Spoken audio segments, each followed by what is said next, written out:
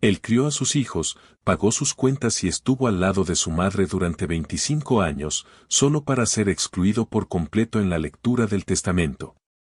Pero lo que sus hijos no sabían era que la verdadera herencia ni siquiera había sido leída aún.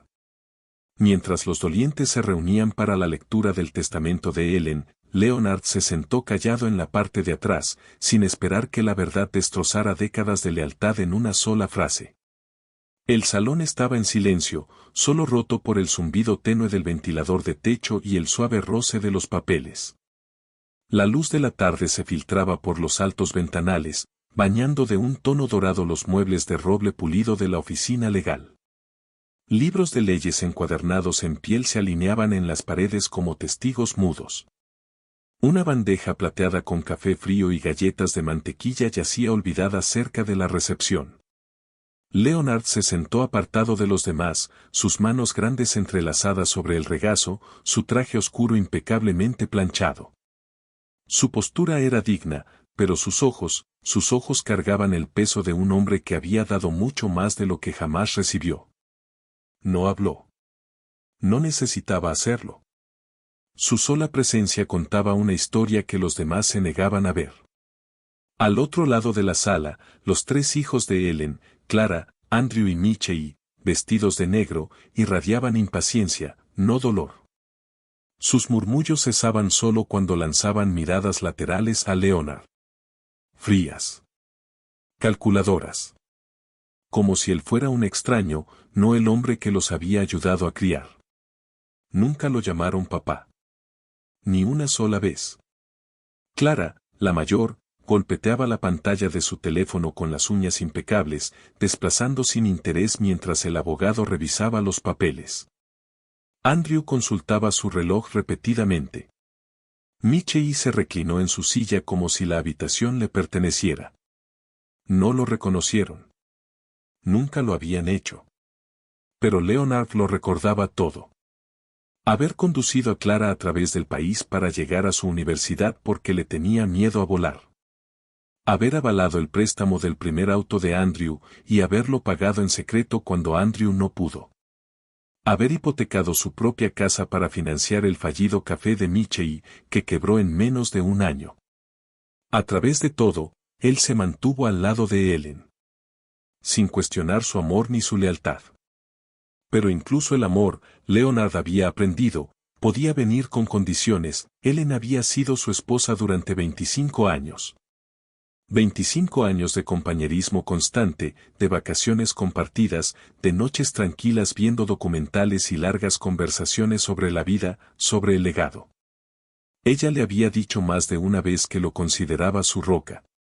Y, sin embargo, en este momento, sentado en una sala llena de documentos legales y juicios silenciosos, Leonard se sintió como madera a la deriva, desatada en la corriente.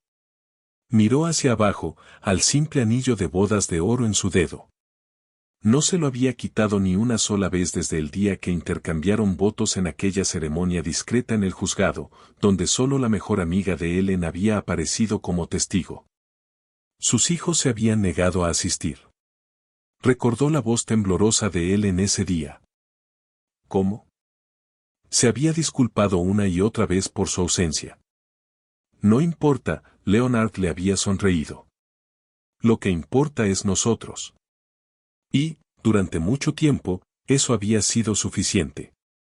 Pero ahora, rodeado del aroma acre de colonia cara y el crujido de ropa costosa, Leonard no podía sacudirse el frío que se instaló en su pecho.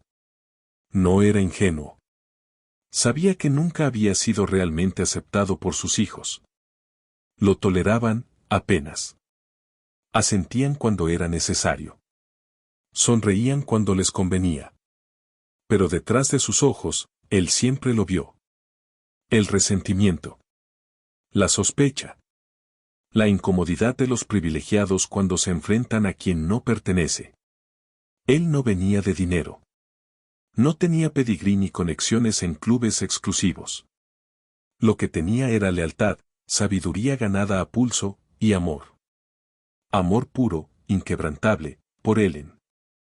Así que se quedó en silencio, dejando que los ecos de su memoria lo envolvieran mientras el abogado, finalmente, aclaró su garganta.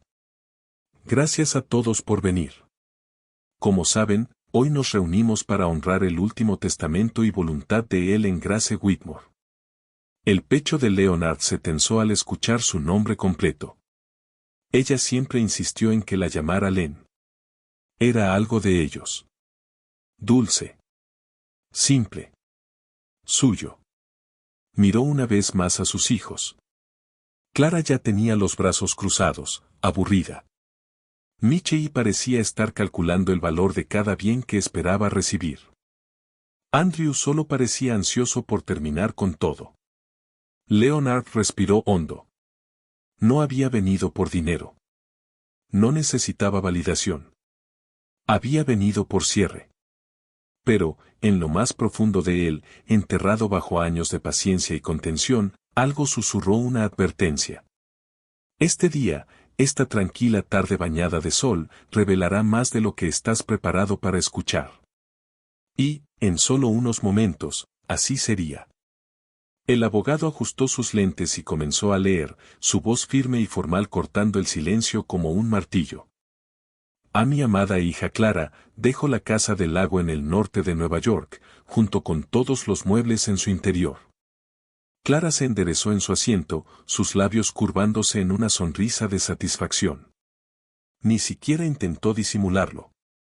Leonard la observó por el rabillo del ojo, pero mantuvo su expresión impasible. Esa casa había sido el refugio favorito de Ellen, pero también el proyecto de Leonard. Él personalmente había restaurado el porche envolvente. Colocó el camino de piedra en el jardín. Incluso construyó los estantes para libros en el estudio, con sus propias manos. A mi hijo Andrew, dejo mi portafolio de inversiones, valorado en aproximadamente $850,000, junto con mis acciones personales en Whitmore Holdings. Andrew exhaló aliviado, murmurando un sí silencioso. Leonard recordó esas acciones. Ellen había dicho una vez que nunca las vendería a menos que estuvieran desesperados. Aparentemente, no lo suficiente como para compartirlas con el hombre que la ayudó a superar 2 recesiones. El abogado continuó. A Michelle, dejo las joyas heredadas de mi abuela, incluyendo el anillo de zafiro y el broche de esmeralda, así como el Cadillac Vintage que Leonard tan amablemente mantuvo en funcionamiento. Leonard parpadeó. Recordaba incontables sábados bajo ese auto, con los codos cubiertos de grasa. Lo había restaurado, no porque Michelle lo apreciara, Michelle ni siquiera sabía cómo encenderlo, sino porque Ellen le había pedido que lo mantuviera vivo, para el legado. Ahora, estaría en el garaje de Michelle, olvidado como un trofeo polvoriento. Con cada palabra, el corazón de Leonard latía más lento. No interrumpió. No se movió en su silla. Pero, por dentro, un dolor silencioso comenzó a formarse. No porque quisiera algo de eso, sino porque, de pronto, se preguntó. ¿Alguna vez realmente perteneció a esta familia? El giro inesperado. El abogado revolvió más papeles. A mi prima segunda Eleanor, dejo el juego de porcelana antigua, ya que siempre lo admiró durante las fiestas. Leonard casi sonrió. Eleanor solo había aparecido una vez en la última década, llegando tarde y yéndose temprano. Pero incluso ella, al parecer, merecía una mención. Él esperó. Esperó su nombre. Esperó una palabra, un gesto, algo que reconociera los años. Mientras el zumbido legal de las divisiones de propiedades llenaba la sala, la mente de Leonard comenzó a vagar, llevándolo atrás en el tiempo. Hacía casi 30 años. Ellen lo había contratado para renovar su cocina. Ella recién divorciada, estresada, de lengua afilada, pero cálida bajo la superficie. Recordó cómo se paró en medio del piso de linóleo viejo, descalza, con los brazos cruzados, señalando cada gabinete que quería eliminar. Tú eres el contratista, ¿verdad? Leonard asintió, conteniendo una sonrisa. Solo si no te asustas fácil. Ella no se rió entonces, pero lo hizo después. 3 semanas después del trabajo, compartiendo un sándwich e historias de familias rotas, ella le dijo que ya no confiaba en nadie. Él no le pidió que lo hiciera. El amor no llegó de golpe. Llegó en olas lentas y suaves. Una taza de café dejada para él en las mañanas. Una manta doblada en el porche después de largos días.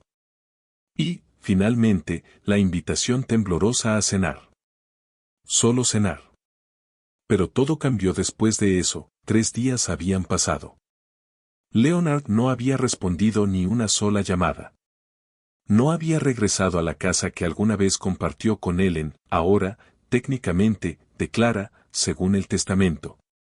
Pasó las últimas 72 horas en un pequeño apartamento alquilado al otro lado de la ciudad, rodeado de cajas de mudanza que aún no tenía fuerzas para desempacar. No lloró. No porque no quisiera, sino porque el dolor se alojaba en un lugar demasiado profundo para las lágrimas. Vivía debajo de los huesos, donde solo el silencio podía alcanzarlo. El sobre que lo cambió todo. Entonces, en la 4ª mañana, algo inesperado llegó. Un golpe en la puerta. Ligero, casi tímido. Cuando Leonard abrió, no había nadie. Solo un sobre de mensajería reposando sobre el felpudo. Su nombre estaba escrito en el frente en una letra que reconoció al instante. Era la caligrafía de Ellen. El aire se le atoró en la garganta. El papel estaba ligeramente amarillento, la tinta un poco corrida, como si hubiera sido escrito con prisa o entre lágrimas. Cerró la puerta con suavidad, se sentó al borde de la cama sin hacer y abrió el sobre con manos temblorosas. Dentro, una carta doblada y un segundo sobre más pequeño, sellado, con una nota. Para el abogado solo después de que Leonard lea esto. La carta de Ellen. Desplegó la hoja. Y, con cada línea, el aire en la habitación pareció espesarse. Mi queridísimo Leonard. Si estás leyendo esto, ya me he ido, y temo haberte roto el corazón en el proceso. Por favor, antes de juzgarme con dureza, déjame explicarte. Quería dejarte todo. Lo merecías. Todo eso y más. Pero mis hijos, vinieron a verme hace meses. Con amenazas. Dijeron que si te dejaba un solo centavo, impugnarían el testamento, arrastrarían tu nombre por los tribunales y te pintarían como un manipulador. Dijeron cosas horribles. Cosas que yo sabía que no eran ciertas. Pero cuanto más me resistía, más crueles se volvían. Y, Leonard, tuve miedo. No por mí, sino por la paz que tú tanto mereces. No quería que pasaras tus años dorados luchando contra buitres. Así que tomé una decisión. Creé 2 versiones de mi legado. 1, la que ellos escucharon, el testamento público, era un señuelo. 2, el verdadero, el que te deja todo, está en el segundo sobre. Dentro encontrarás los detalles de acceso al fideicomiso que creé solo a tu nombre. Contiene la casa, las acciones, las propiedades, la colección de arte, las cuentas, todo lo que nunca me pediste, pero que yo pasé 25 años construyendo para ti en silencio. Tú me salvaste, Leonard. Me diste algo que ninguna herencia jamás podría igualar, dignidad, seguridad, amor incondicional. Por favor, perdóname por la farsa. Solo quería que la verdad se revelara a su tiempo. Y ahora lo ha hecho. Para siempre tuya. Ellen. La redención. Leonard leyó la carta una y otra vez, cada vez con los ojos más nublados. El dolor en su pecho se suavizó, reemplazado por algo que no había permitido sentir desde aquel día en el bufete de abogados. Alivio. No por el dinero. No por las propiedades. Sino porque él en sí lo había visto. Realmente visto. No lo había traicionado. Lo había protegido, a su manera callada y brillante. El legado verdadero. Abrió el segundo sobre con cuidado. Dentro había documentos legales notariados. Números de cuentas bancarias. Escrituras de propiedades a su nombre. un fideicomiso establecido para él. Y, en la última página, algo que lo dejó sin aliento. Ellen había creado una fundación en su nombre, dedicada a becar padrastros y tutores de familias ensambladas, hombres como Leonard, que daban todo y rara vez recibían algo a cambio. No era solo un regalo. Era un legado. El final, y un nuevo comienzo. Leonard no regresó al bufete. No llamó a los hijos de Ellen. No reclamó venganza. En cambio, activó la fundación. En semanas, llegaron solicitudes de hombres de todo el país. Electricistas que criaban hijos ajenos. Profesores que pagaban universidades sin ser llamados papá. Hombres que amaban en silencio y eran borrados de las historias. Por primera vez, Leonard no se sintió solo. La última justicia. Los hijos de Ellen regresaron una tarde, con documentos de desalojo y un agente inmobiliario. Pero Leonard ya los esperaba en el porche, con el fideicomiso en mano. Se fueron en silencio, el rostro descompuesto. Esa noche, Leonard caminó por la casa, su casa, y detuvo su mirada en una foto de Ellen. Sonrió. Porque el amor verdadero, a veces, no grita, sino que espera tras bambalinas para dar el golpe final. Leonard permaneció inmóvil en la tenue luz de su apartamento alquilado, con la carta de Ellen temblando entre sus manos. El peso de sus palabras le oprimía el pecho como una fuerza física, cada sílaba reescribiendo la historia que había creído hasta ese momento. Afuera, la ciudad continuaba su zumbido indiferente, los claxones de los coches sonando a lo lejos, completamente ajena al terremoto emocional que sacudía esas cuatro paredes. Sus dedos callosos recorrieron los trazos familiares de la letra de Ellen, la tinta ligeramente corrida en algunos lugares donde habían caído gotas, no sabía decir si eran sus lágrimas o las de ella. El papel conservaba un tenue aroma a su perfume, esa esencia de lavanda que ella había usado todos los días durante 25 años. Era como si hubiera alcanzado a traspasar el abismo para entregarle este mensaje final con sus propias manos. El segundo sobre, el destinado al abogado, pesaba con la promesa de una revelación. Leonard lo giró lentamente, notando el sello en relieve de Whitmore y Associates, la firma familiar de Ellen. Su pulgar se cernió sobre la solapa, vacilando no por indecisión, sino por la abrumadora certeza de que, una vez abierto, nada volvería a ser igual. Con precisión meticulosa, deslizó el dedo bajo el sello. El sonido del papel rasgándose resonó con una claridad casi violenta en el silencio del apartamento. Dentro había varios documentos, páginas legales densas repletas de lenguaje árido de legados y fideicomisos. Pero una hoja sobresalía, sujeta al frente con un simple clip, una nota manuscrita del abogado de Ellen, James Whitmore III. Leonard, comenzaba, en la letra pulcra del abogado, según las instrucciones explícitas de Ellen, este paquete debía entregarse exactamente 7 días después de la lectura formal de su testamento. Lo que tienes en tus manos es el verdadero legado de Ellen, no solo para ti, sino para las docenas de familias que apoyó en secreto todos estos años. Decía que tú le enseñaste el significado de la generosidad silenciosa. Ahora es tu turno de continuar esa labor. Los documentos legales se desplegaron como un mapa hacia una vida oculta que Leonard solo había vislumbrado en fragmentos a lo largo de los años. Había fondos fiduciarios, escrituras de propiedades, portafolios de acciones, todo meticulosamente organizado bajo algo llamado la Fundación Grace. Ellen lo había nombrado así por su madre, no por ella misma. Ese detalle, más que cualquier otro, le atravesó el alma. Página tras página revelaba una verdad asombrosa. Ellen había pasado la última década desviando en silencio casi el 60% de su fortuna hacia esta fundación. ¿La casa del lago que Clara ahora creía poseer con arrogancia? En realidad estaba en un fideicomiso para niños desfavorecidos. ¿Las acciones que Andrew consideraba suyas? Financiaban becas para universitarios de primera generación. Incluso el Cadillac Vintage que Michelle había reclamado sería convertido en un fondo para padres solteros que restauraran autos clásicos.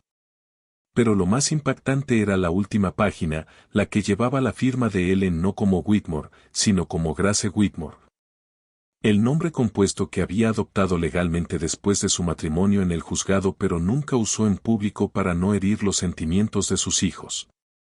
Este documento lo nombraba a él como único fiduciario y beneficiario de toda la fundación, con discreción absoluta sobre su dotación de $27 millones. Las rodillas de Leonard flaquearon. Cayó sentado en el borde de la cama sin hacer, los documentos esparciéndose sobre el cubrecama de poliéster barato. Afuera, la luz de la tarde cambiaba, proyectando sombras alargadas sobre los papeles que representaban no solo riqueza, sino vindicación. Ellen no lo había traicionado. Había superado a todos, incluso a sus propios hijos, en el acto más elegante de rebelión póstuma imaginable. El sonido de su propia risa lo sobresaltó, una risa profunda, genuina, que no se escuchaba a sí mismo emitir desde hacía meses. Retumbó contra las paredes desnudas del apartamento temporal, rebotando con una energía casi eufórica. Todos esos años de miradas laterales en los eventos del club campestre, los comentarios susurrados sobre el caso de caridad de Ellen, las sonrisas condescendientes cuando arreglaba sus lavabos o cambiaba sus neumáticos. Y todo ese tiempo, Ellen había estado construyendo esta jugada maestra. Pero conforme la oleada inicial de satisfacción se desvanecía, algo más profundo se asentaba en el pecho de Leonard. Esto no era solo dinero o venganza. Los estatutos de la fundación, escritos enteramente con la voz de Ellen, lo dejaban claro. El propósito de esta organización, había escrito, es reconocer a los pilares invisibles, los padrastros, los tíos por elección. Los hombres que aparecen sin fanfarrias y aman sin expectativas. La vista de Leonard se nubló. Recordó los incontables momentos pequeños que de pronto adquirían un nuevo significado, las sesiones de mecanografía nocturnas de Ellen que atribuía a solo correspondencia. Las misteriosas reuniones de inversión a las que asistía sola, incluso su insistencia en manejar siempre las finanzas del hogar. Había estado construyendo esto, para él, para otros como él, todo el tiempo. El documento final era una carta personal de James Whitmore, separada del papeleo legal. Leonard, decía, Ellen me hizo prometer que te diría esto en persona cuando llegara el momento. Sabía que sus hijos reaccionarían exactamente como lo hicieron. Aquella lectura pública del testamento fue, en sus palabras, la prueba final. Necesitaba ver en quién se convertirían cuando creyeran que nadie los observaba. La fundación incluye un fondo discrecional para asistirlos si alguna vez demuestran un cambio genuino de carácter. Hasta entonces, cada centavo es tuyo para dirigir como consideres oportuno. Cuando el crepúsculo pintó las paredes de tonos violáceos, Leonard recogió los documentos con método, apilándolos con cuidado. Cada movimiento era deliberado, parte de un ritual callado. Los colocó con precisión en su portafolios, el mismo de cuero gastado que Ellen le había regalado en su 10º aniversario, y cerró las hebillas con firmeza. Mañana llamaría a James Whitmore. Mañana comenzaría el proceso de activar la fundación. Mañana volvería a entrar en esa casa junto al lago que era legalmente suya, sin importar lo que Clara creyera. Pero esa noche se sentaría con esta revelación. Recordaría a la mujer que lo había amado con la ferocidad suficiente para orquestar este gran acto secreto de devoción. Y por primera vez desde su partida, Leonard Grace Whitmore se permitió llorar, no de dolor, sino del abrumador entendimiento de que había sido visto, realmente visto, por la única persona que más importaba. Las luces de la ciudad titilaban afuera de su ventana, indiferentes a la revolución silenciosa que ocurría en un pequeño apartamento. En algún lugar de la ciudad, los hijos de Ellen probablemente brindaban por su supuesta victoria, bebiendo whisky caro que ahora creían suyo por derecho. No podían saber que la verdadera herencia, aquella construida sobre amor y lealtad en lugar de sangre y privilegios, estaba segura en las manos del hombre al que habían subestimado durante décadas. Y cuando Leonard finalmente se acostó, con el peso de los documentos junto a él como una promesa, comprendió con una satisfacción serena que Ellen le había dado un regalo final más allá del dinero, de las propiedades, incluso de la fundación. Le había dado la última risa.